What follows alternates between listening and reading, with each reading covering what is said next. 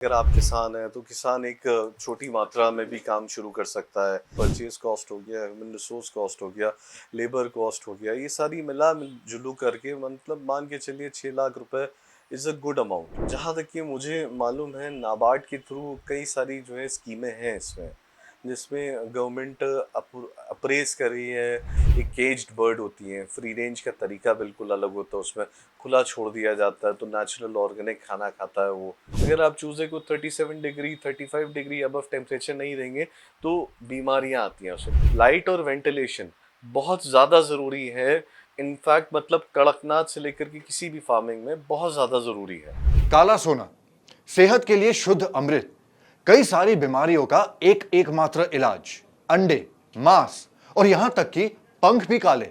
इस मुर्गी के मांस की है जबरदस्त डिमांड। अब तक तो आप समझ ही गए होंगे कि हम किस मुर्गी के बारे में बात कर रहे हैं। जी हां, कड़कनाथ मुर्गी। नमस्कार, मैं हूं आदित्य, आपका होस्ट, और आज के इस वीडियो में हम डिटेल में जानने वाले हैं कड़कनाथ मुर्गी पालन के बारे में। अंडा, मांस, हड्डियां और यहां तक कि पंख भी पूरी तरह से काले। लेकिन इसकी खासियत सिर्फ इसके रंग में नहीं है, बल्कि इसकी मांस का स्वाद, औषधीय गुण और मार्केट में इसकी भारी डिमांड है। क्या आप जानते हैं कि कड़कनाथ मुर्गी का मांस 800 रुपए प्रति किलो के भाव पर जाता है? फिर भी इतनी ज्यादा डिमांड होने के बावजूद आज की तारीख में भी कड़कनाथ मुर्गी पालन ये ज्यादा लोकप्रिय क्यों नहीं हो पाई? इसके पीछे की वजह है इसके पालन के पीछे कई भ्रांतियां, जैसे कि क्या इसके लिए परमिशन चाहिए, कितनी जगह चाहिए, मार्केटिंग कैसे करें। इन सभी सवालों का जवाब देंगे कड़कनाथ मुर्गी पालन में सफल हुए ये श्रीमान, जो अपनी कहानी और अनुभव आपके साथ शेयर करेंगे। तो चलिए जानते हैं कड़कनाथ मुर्गी पालन की पूरी कहानी। डिपेंड करता है, ये इंडिविजुअल के ऊपर है। अगर आप किसान हैं तो किसान एक छोटी मात्रा में भी काम शुरू कर सकता है। एक बड़े स्तर पर आप करना चाहते हैं तो उसके लिए आपका कैपिटल रिक्वायरमेंट अलग है।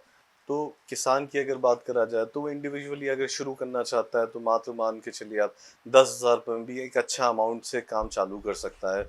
एक अच्छी रोटेशन अपनी बिल्ड कर सकता है। वहीं अगर आप एक बड़ा सेटअप करते हैं तो वो डिपेंड करता है कि आपका कितना खर्चा आ रहा है, आपको कितनी यूनिट निकालनी है महीने के हिसाब से। तो ये बहुत मैटर करता है सर, इस हिसाब से कैपिटल रिक्वायर्ड एक्चुअली में निकाली जाती है। डिपेंड ये करता है कि अगर आप पोल्ट्री फार्म क्रिएट कर रहे हैं तो पोल्ट्री फार्म क्रिएशन में मामला ये हो जाता है सर। अब लाइक एक अगर आई मीन लोहे का अगर आप पूरा एंगल वगैरह से लेकर के पूरा बार्न वगैरह आप सेट कर रहे हैं तो ये आपकी कॉस्ट इसमें कंपेरेटिवली ज़्यादा रहती है बनिस्बत अगर एक आम आदमी, एक आम किसान अगर काम कर रहा है तो वो लकड़ी भाड़ा इन सब का भी इस्तेमाल करके अपनी कॉस्ट गिरा सकता है।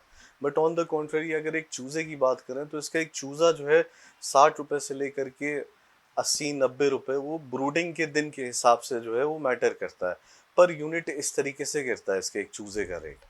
मोटा मोटा अगर मान के चलें, अगर हम लोग एक ठीक ठाक सेटअप करना चाह रहे हैं तो फीड कॉस्ट हो गया, परचेज कॉस्ट हो गया, ह्यूमन रिसोर्स कॉस्ट हो गया, लेबर कॉस्ट हो गया, ये सारी मिला जुलू करके मतलब मान के चलिए 6 लाख रुपए is a good amount. Is a good amount कि आप अच्छा काम इसमें कर सकते हैं। हम लोग अगर बात करें तो हम लोगों ने लगभग 7 लाख रुपए के आसपास लगाया है और उसमें कई फ़ायदे भी थे। हम लोगों के पास ऐड ऑन थे, हम लोगों के पास एडवांटेजेस थे, जिसकी वजह से हम लोगों ने काफ़ी कॉस्ट अपनी मिनिमम गिराई हुई है। तो लमसम हम लोगों का 6 से 7 लाख रुपए का पैसा लगा है, इन्वेस्ट हुआ है इसमें। कॉस्ट ब्रेकअप करा जाए तो मेरे फार्म में अगर देखा जाए तो मेरा कंस्ट्रक्शन कॉस्ट जो है मतलब मेरे पास और इंडिविजुअली एक बिल्डिंग पहले से थी मौजूदा हालात में, उसके बाहर जितने मैंने बान वगैरह बनाए हैं वो मान के चलिए आप 70-80 हज़ार रुपये लगा होगा पूरा उसमें खर्चे में। बाकी मेन आपका बड़े मैंने पेरेंट लाइन के जो है चूज़े आई मीन मुर्गियाँ ली थी, मुर्गे लिए थे, तो उनका कॉस्ट मेरा बढ़ करके निकला था मान के चलिए 1.25 लाख रुपए के आसपास ऐसा था। बाकी मेरे यहाँ अभी 5 लोग काम कर रहे हैं तो महीने का 50,000 रुपये 45,000 रुपये ऐसे सैलरी का जाता है। तो इस तरीके से मतलब अगर कंपाउंड करा जाए तो कॉस्ट ब्रेकअप इसी तरीके से हुई है। भाई फिक्स कॉस्ट को हम लोगों ने अलग निकाल करके वर्किंग को जो है अलग लेकर के इस तरीके से खर्चा हुआ है। सर जहाँ तक कि मुझे मालूम है नाबार्ड के थ्रू कई सारी जो है स्कीमें हैं इसमें, जिसमें गवर्नमेंट अप्रेज कर रही है किसानों को कि आप आइए अपना प्रोजेक्ट दिखाइए, यहाँ से फाइनेंस कराइए, और जहाँ तक कि 1 लाख 2 लाख रुपए तक की उसमें जो है एक इनिशियल कैपिटल भी वो प्रोवाइड करती है। बाकी इसमें लेयर फार्मिंग कड़कनाथ पे नहीं है, बाकी लेयर फार्मिंग के अलग है, उस पे गवर्नमेंट का फोकस ज़्यादा है अभी, जहाँ तक कि मुझे लगता है। सर मैंने गवर्नमेंट लोन और कोई सब्सिडी नहीं ली है। मैं थोड़ा सा मतलब पुराने ज़माने की तरह हम लोगों ने पब्लिक फंडिंग के थ्रू जो है हम लोगों ने अपना कैपिटल रेस करा है। लेकिन एक सेकंड, इस वीडियो में आगे बढ़ने से पहले मैं आपको बताना चाहूंगा कि फ्रीडम ऐप पर कड़कनाथ मुर्गी पालन का एक पूरा डिटेल्ड कोर्स मौजूद है। शुरुआत से लेकर के अंत तक सारी चीजें विस्तार में आपको बताई गई हैं, समझाई गई हैं, वो भी एक एक्सपर्ट की जबानी। तो अगर आप चाहे फ्रीडम ऐप को डाउनलोड कर सकते हैं और इस कोर्स को सब्सक्राइब कर सारी इंफॉर्मेशन आसानी से पा सकते हैं। सर मिनिमम की अगर बात करी जाए तो मान के चलिए 2 स्क्वायर फीट तो चाहिए एक मुर्गी को, एक मतलब अपना मूवमेंट के लिए, कम से कम इधर उधर अपना जो है करने के लिए। और मैक्सिमम की बात करी जाए तो सर ये आपका आई मीन क्वांटिटी साइज के ऊपर डिपेंड करता है कि जैसे अगर आपने भाई 1000 डाले हैं तो भाई 1000 के हिसाब से आप मान के चलिए 2000 2500 3000 तो कम से कम आपके पास होनी चाहिए जगह। क्योंकि अब भाई आप अपनी जानवरों को कंजेशन में भी नहीं रखना चाहते हो भाई, उसकी वजह से भी बीमारी होती है, गर्मी में भी बीमारी होती है भाई, तरीके तरीके होते हैं। तो मैक्सिमम की तो कोई लिमिट नहीं है सर। देखिए अगर इसमें अलग अलग फंडे होते हैं, फ्री रेंज का होता है, एक केज्ड बर्ड होती है, फ्री रेंज का तरीका बिल्कुल अलग होता है, उसमें खुला छोड़ दिया जाता है तो नेचुरल ऑर्गेनिक खाना खाता है वो। तो ये डिपेंड करता है जगह के ऊपर। बात रही मिनिमम स्पेस, एक मुर्गे के ऊपर 2 से 3 स्क्वायर फीट तो चाहिए ही चाहिए। सर 10 मुर्गे पे मान के चलिए आप मतलब मिनिमम 100 स्क्वायर फीट की जगह हो भाई, आप अपना उसमें फीडर भी रखोगे, आप ब्रूडिंग स्पेस भी रखोगे, आप उसमें बड़ा भी रखोगे, तो कम से कम 100 स्क्वायर फीट होगी तो एक वेंटिलेशन उसमें अच्छा होना चाहिए। तो इतनी जगह तो चाहिए चाहिए सर। सो बेसिकली मामला क्या होता है कि ये देसी है, तो अगर आप इसको फ्री रेंज पे चलाओगे तो बहुत बेहतर रहता है।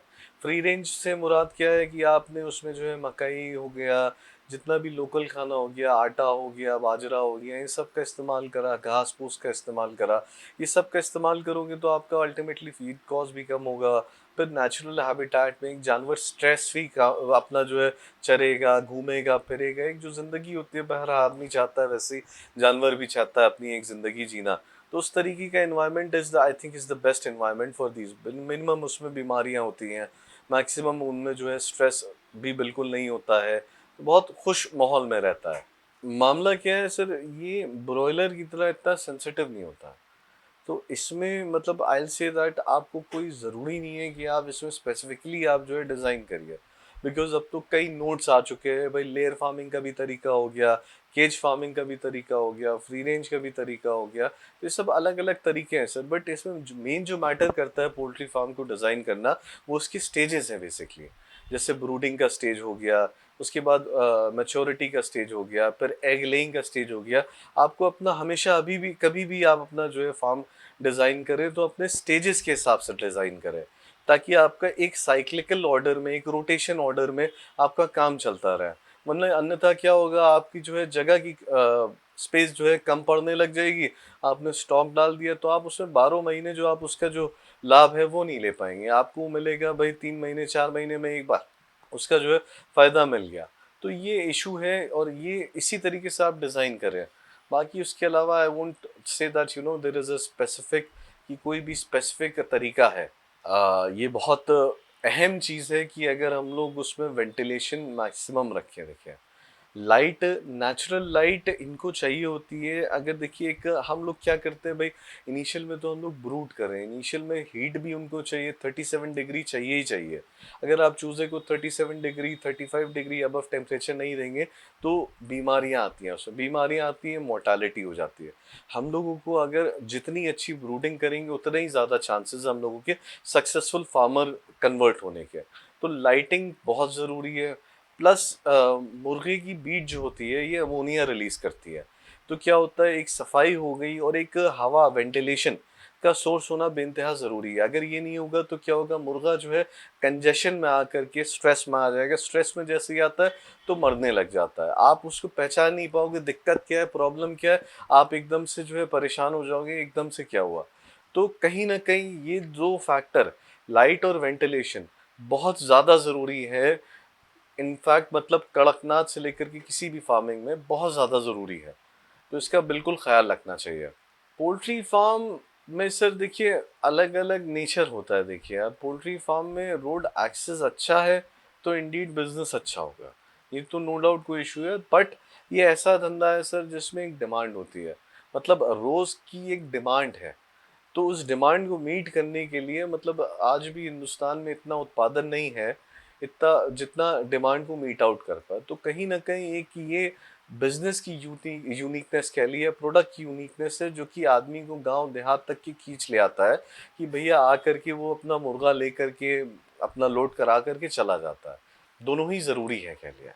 Sir specific license for Kadaknath farming तो नहीं है कोई, बट रजिस्ट्रेशन फर्म का आपका होना ज़रूरी है, जो कि I think like bylaws आप अगर कोई काम करते हैं तो उसका फल भी अच्छा रहता है, कोई हेडेक भी नहीं रहती है, आप बहुत साफ़ सुथरी तरीके से काम कर सकते हो। फर्म की बात मैंने जो मतलब उसमें कड़कनाथ बेसिकली उसके लिए कोई पर्टिकुलर लाइसेंस नहीं है। बेसिकली पोल्ट्री का ही ये रहता है, पोल्ट्री का ही आपका लाइसेंस का रहता है, as an like firm registration में रहता है। उसमें आप अपना लेबर का रजिस्ट्रेशन कर लिए, फर्म का रजिस्ट्रेशन कर लिए, फूड लाइसेंस का रजिस्ट्रेशन कर लिए। तो ये सब कुछ ऐसे मतलब लाइसेंसेस होते हैं जो कि ज़रूरत पड़ती है।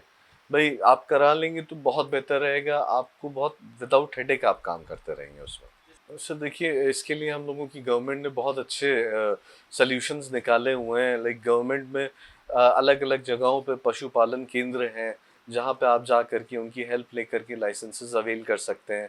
प्लस आपका फूड लाइसेंसेस के लिए अलग अलग डिपार्टमेंट है, अब तो ऑनलाइन भी आप कर सकते हैं। गांव में भी बैठे हैं तो आप अगर वहाँ पे किसी पढ़े लिखे युवा के पास चले जाए तो वो आपका अप्लाई कर सकता है। तो इस तरीके से आपको जो है मतलब सारे लाइसेंसेस अवेल हो जाएंगे और कोई ज़्यादा बड़ी फ़ीस भी नहीं होती है, बहुत रीज़नेबल अमाउंट में आप बहुत सुकून से कर सकते हैं अवेल। सर अब ये स्केल के ऊपर डिपेंड करता है। Usually poultry industry is something like जो कि रेजिडेंसेस से या इन सब एरियाओं से थोड़ा सा दूर करा जाता है, क्योंकि इसमें एक दो एरर्स होते हैं। मक्खियों का एक एरर होता है क्योंकि बहुत ख्याल रखने वाला होता है। तो कहीं ना कहीं पोल्यूशन कंट्रोल का एक रहता है, बट ये डिपेंड करता है किस स्केल पे आप काम कर रहे हैं। सो डिपेंड अपॉन द सिचुएशन। जैसे अब किसी का बीहड़ में है, बिल्कुल गांव देहात में, आसपास ना आदमी है ना कोई परिंदा ऐसा है, तो वहाँ पे मुझे नहीं लगता है ऐसी कोई ज़रूरत पड़ती है। जीएसटी रजिस्ट्रेशन की भी एक वैसे तो लाइक खासियत ये होती है कि मतलब आपका एक टर्नओवर बेस्ड है बेसिकली। अगर आपका टर्नओवर लाइक शायद आई थिंक 40 लाख से ऊपर है तो आपको जीएसटी एनरोलमेंट की ज़रूरत पड़ती है। अन्यथा इट्स नॉट लाइक नेसेसरी, कि ज़रूरी नहीं है कि आपके लिए जीएसटी होना चाहिए। भाई छोटे किसान हैं उनके लिए ज़रूरत नहीं है, भाई उनका पड़ता नहीं आ रहा है तो वो इतना नहीं कर पाते हैं। तो जीएसटी के लिए सरकार ने ये छूट दी हुई है तो उसका फ़ायदा लेना चाहिए। सर मैं तो थोड़ा पार्टनरशिप वाला आदमी हूँ। मतलब मैं मानता हूँ क्योंकि इंसान के पास वक्त 24 घंटे ही होते हैं, उसमें से 8 घंटा सोने में निकल जाता है। बाकी के बचे वक्त में अगर अपना जो है आदमी संघर्ष कर रहा है और एक से भले दो लोग अगर हो जाते हैं तो उसमें संघर्ष में और जो वक्त वहाँ पे गुजार रहे हैं और चीज़ें समझने में, प्रोडक्ट की लाइफ साइकिल समझने में कहीं ना कहीं बहुत बेहतर रिजल्ट रहता है। तो मेरी राय में तो like partnership is a good option. बाकी क्योंकि ये थोड़ा हेक्टिक काम है। देखिए सर अगर काम डिवाइड करके करा जाए तो बहुत अच्छे से काम हो सकता है।